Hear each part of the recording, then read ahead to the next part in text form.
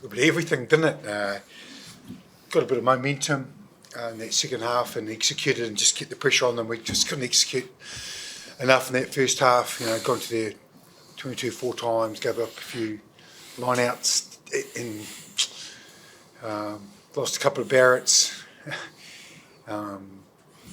Got back into that second half and actually held the ball for long periods of time and put pressure back on them. So it was good. There was definitely two halves, wasn't there? And it was great to get some flow and just really please everyone that stepped up. Could you sense that last 20 minutes?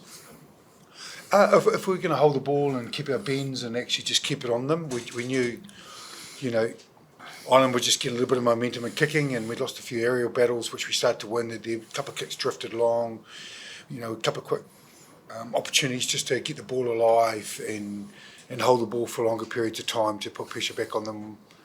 And we're just so pleased at the 20 minutes to go when the impact of our bench just came on and did their jobs. What was the contrast like for you, the 60 and then the last 20? Yeah, I think just trying to get into our groove and, we'll win a moment and then we'll turn the ball over and like Razor said, we couldn't get our flow. And that's a credit to the Irish team, they were putting us under pressure. Once we kind of got into the right areas of the field, we held the ball.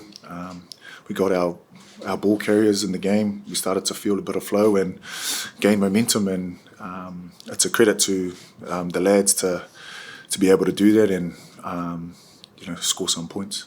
Razor, can you give us your thoughts about your two young wops? The two guys, pretty inexperienced, pretty young, having to carry 80 minutes each there, just about what were your thoughts on that? Lordy straight into calling lineouts, and he backed himself a couple of times. He got picked off a couple, but kept trusting himself. Then picked a few off of them, and he can clean rucks. 6'9" and learning quickly. I'm so pleased for them both. Great engines, and getting better at their craft. And pleased for them. Have you got an update on the Barretts? Scoot's got a laceration. That's what cut. He's got a cut in his leg, so see how long that's going to take. But it's a decent one, just a little sprig, top of his knee, bottom of his knee there. Yeah.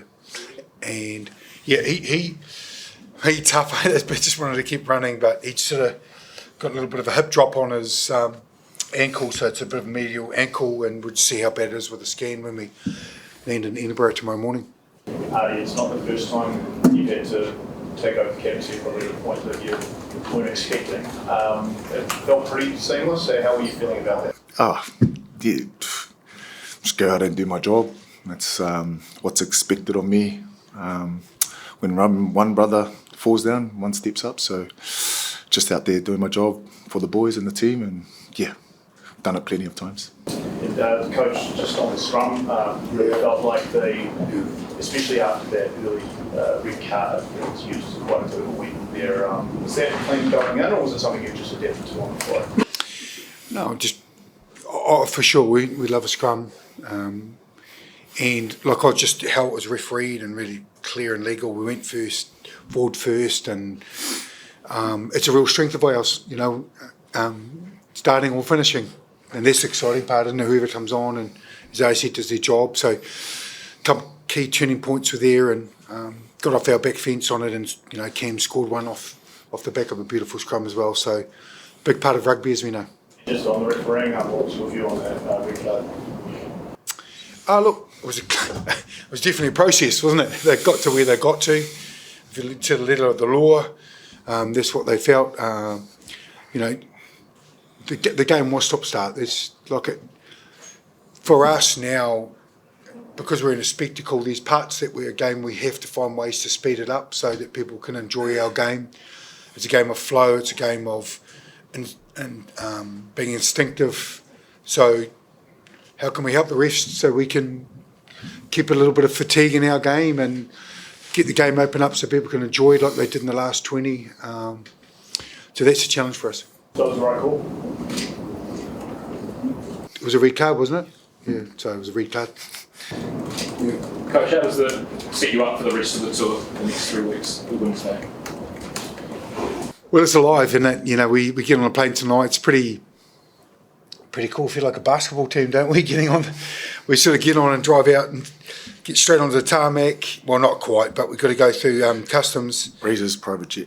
Yeah, well, and we sort of go through customs and get on a plane and land in Edinburgh. It's pretty good. Like, and that's how you got to do it. If you're gonna play a game here, you have to have that regard, don't you? And to have a lie down and wake up in Edinburgh and have another great week. You were around when you lost in 2016. How does it feel you feel like you've exercised a little team?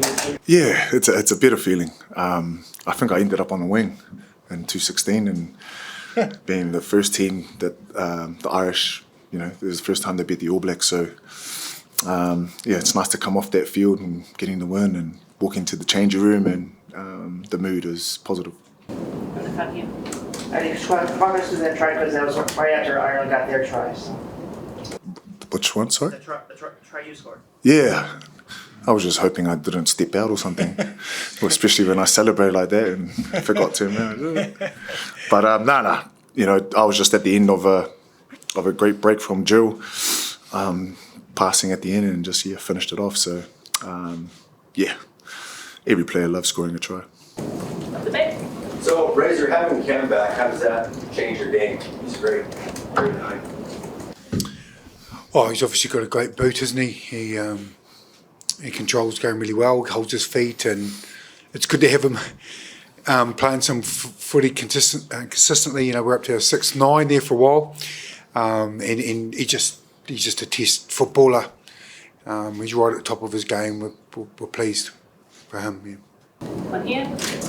Artie, what does it mean to you to not only represent the All Blacks Aotearoa, but you know, your Samoan culture and your faith on a grand scale like this in the US? Yeah, Talofa, it's good to see you. Yeah, it means everything.